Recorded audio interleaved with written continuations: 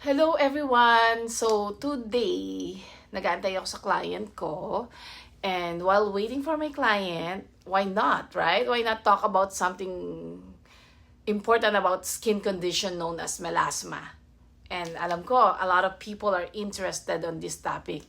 But I will focus on how certain medications can actually trigger this condition. So what is melasma first? Okay, melasma, it's very different from just sun-induced pigmentation. Melasma is actually characterized by dark, discolored patches on the skin, typically on the face or especially on the cheek area, which is typically like symmetrical. Though it can occur for various reasons, it's particularly crucial to note how some medications can actually affect its development.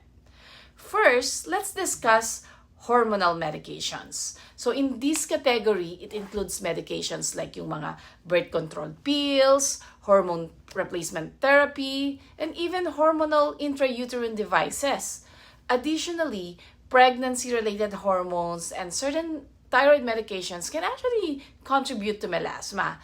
Ngayon, these hormones can heighten the production of melanin. Ngayon, ano ba itong melanin? Melanin is the pigment that is responsible for skin color, which leads to those visible dark patches. Next, meron yung mga photosensitizing drugs. And these are medications that increase your skin sensitivity to sunlight. What are the examples? It includes yung mga Tetracycline antibiotics, yung mga doxycycline, kaya yung mga those clients that needs doxycycline for their acne, I always remind them to put sunscreen all the time and or avoid the sun. Then there are also various forms of retinoids, mga diuretics such as Furosemide, and heart medications like Amiodarone.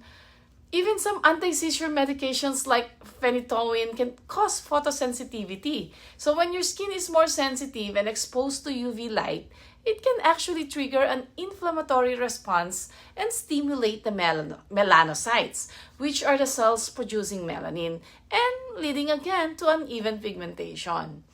Now, additionally, other common triggers for melasma include non-steroidal anti-inflammatory drugs or NSAIDs. Yan ang isa sa mga parang pinaka-common na iniinom natin. Like yung mga, tsaka yung mga certain anti-epileptic and chemotherapy medications, as well as some antipsychotic drugs.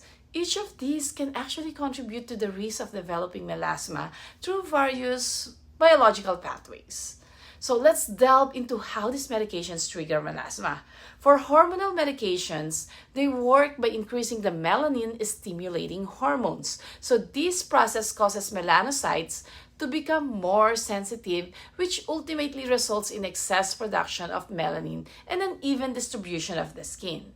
In terms of photosensitivity, when a medication makes your skin more susceptible to ultraviolet radiation or UV rays, it can actually lead to inflammation and causes the melanocytes to become more stimulated. Oh no, diba? So this result is in irregular pigment accumulation, further worsening the appearance of melasma. And some key factors can exacerbate melasma such as yung direct sun exposure, yung heat, visible light inflammation, and even genetic predispositions. And for some individuals who are more susceptible, the chances of developing melasma increase significantly when these factors are played. Now, if you're currently or on these medications, these are some prevention strategies you can adopt. First and foremost, diligent sun protection is very, very crucial.